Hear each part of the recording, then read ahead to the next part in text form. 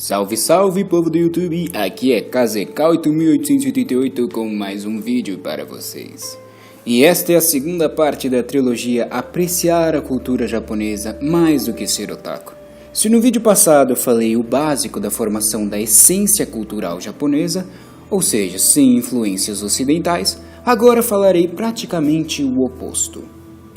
O primeiro contato do Japão com o mundo ocidental começou em 1854, no contexto de abertura dos portos forçado pelas ameaças de ataques marítimos dos americanos, pondo fim à política isolacionista e ao sistema feudal até então presentes. No século XIX, enquanto a Europa e os Estados Unidos já viviam no contexto de industrialização, o Japão ainda era feudal.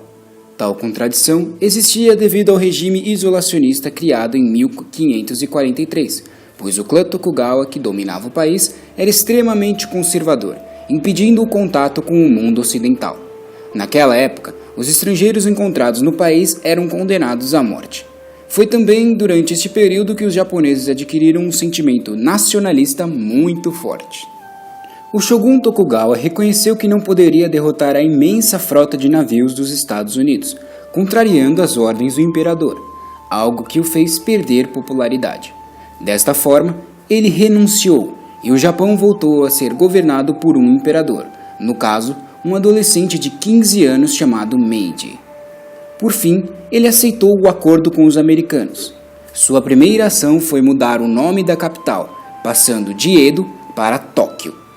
Em 1868, foi considerado o ano de início da restauração Meiji, a entrada do país na era moderna.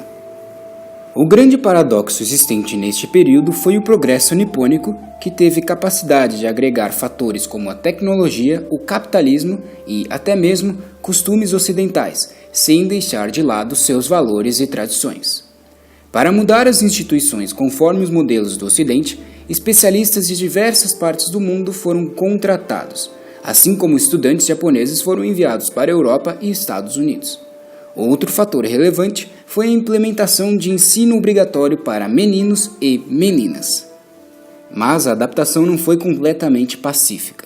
A mudança de regime não aboliu simultaneamente o domínio de terras de antigos senhores feudais, o que gerou conflito com estes e os samurais. Porém, em 1871, os líderes militares dos feudos se uniram e formaram um exército de cerca de 10.000 homens, a chamada Guarda Imperial. Assim, eles teriam um papel na nova sociedade. E após 8 meses foi declarado que os feudos não mais existiriam. Com a eliminação destes, o capitalismo tomou posse do sistema econômico. Mesmo assim, em comparação à Rússia, China e outros países de industrialização tardia, não houve muitos conflitos revolucionários no Japão. A restauração Meiji foi uma grande preparação do país para o capitalismo. Feudos e privilégios pessoais foram extintos com a reforma agrária e uma reformulação da legislação do imposto territorial rural. Criou-se o iene, moeda oficial, também o Banco do Japão e ferrovias. Aderiu-se ao ensino primário obrigatório, centralizou-se o poder e fortaleceu-se o Estado. Foram inauguradas ainda universidades e um gabinete parlamentar, e, em 1889, uma instituição constitucional foi promulgada. Com relação ao processo de industrialização, alguns clãs criaram indústrias, que ao crescerem iam comprando outras menores, assim como as do próprio Estado. Desta forma, surgiram as zaibatsus, que são grandes concentrações empresariais, e a economia não parava de crescer. O país do sol nascente estava muito bem guiado e, somado com a organização característica do povo, em pouco tempo se tornaria uma potência. Foi um tempo em que a economia, a política e a sociedade mudaram muito rapidamente.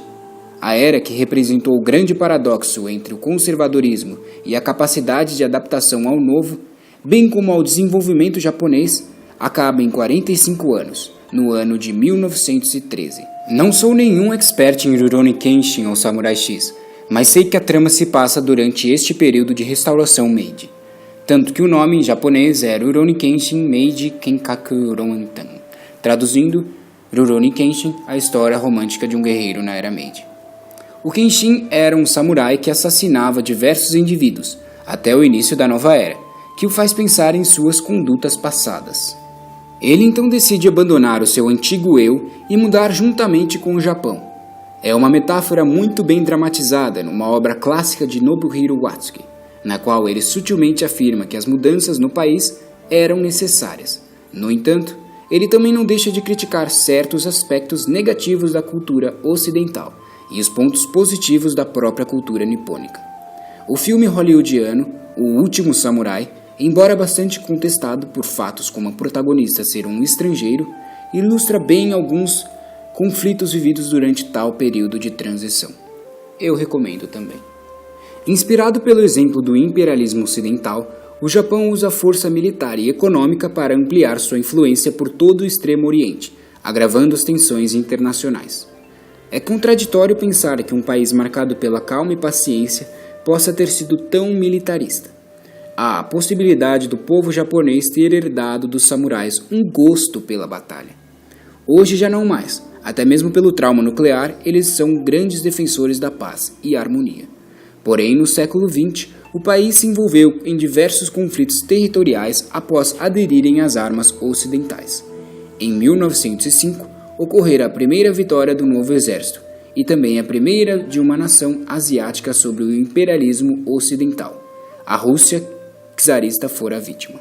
Evidentemente, a Era Meiji, além de alterações internas, mudou a relação externa do país, pois antes não havia nenhuma.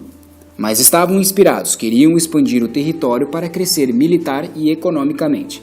Planejavam dominar o leste da Ásia, ambição esta que contrariava os interesses dos Estados Unidos.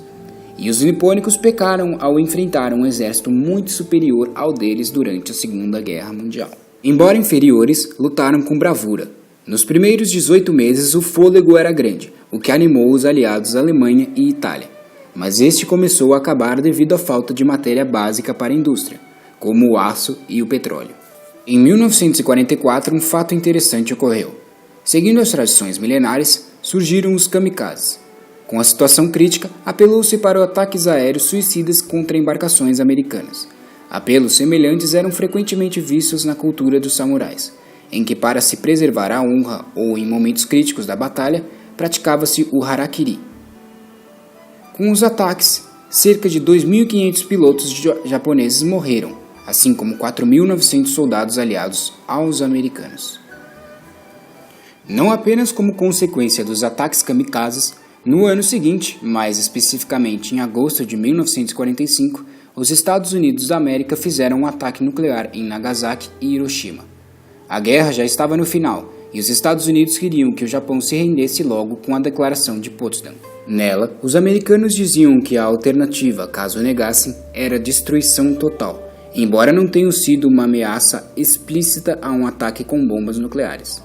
Nos dias 6 e 9 de agosto, Hiroshima e Nagasaki foram sucessivamente destruídas, o que causou a morte de mais de 80 mil pessoas, em sua maioria inocentes. Não haveria alternativa a não ser abaixar a cabeça e declarar a derrota ao inimigo poderoso. Não vou refletir sobre a guerra em si, nem os crimes cometidos nessa.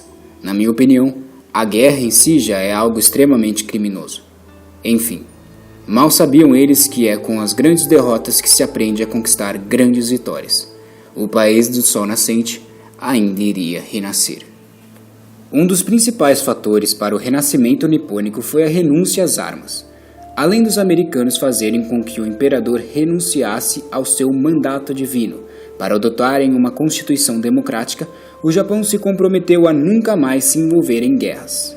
Os investimentos que eram destinados ao poder militar passaram a financiar o desenvolvimento industrial, tecnológico e social, o que levou a um crescimento superior a 10% entre as décadas de 50 e 70. Dando ênfase aos paradoxos, novamente as tradições milenares sofreram riscos de serem rompidas com a industrialização e o desenvolvimento maciço. A cultura pop foi introduzida e ganhou força suficiente para influenciar, hoje, o mundo inteiro. Uma espécie de período de transição, em que o Japão, sempre muito moldado por culturas estrangeiras, passa a ser influenciador. Foi também um período em que eles adquiriram características que contrapõem as outras. Da Era Meiji às guerras, das guerras à destruição, da destruição ao renascimento. Assim surge o Japão contemporâneo. Traços desse Japão atual serão o tema da terceira e última parte da trilogia, Apreciar a Cultura Japonesa Mais do que Ser Otaku. A segunda parte se encerra agora. Muito obrigado mesmo a você que assistiu ao vídeo. Se gostou, clique em curtir, favorite, divulgue o canal, faça seus comentários, enfim. De qualquer forma, estarei muito grato. Aguardem ao próximo vídeo. Até mais e fui!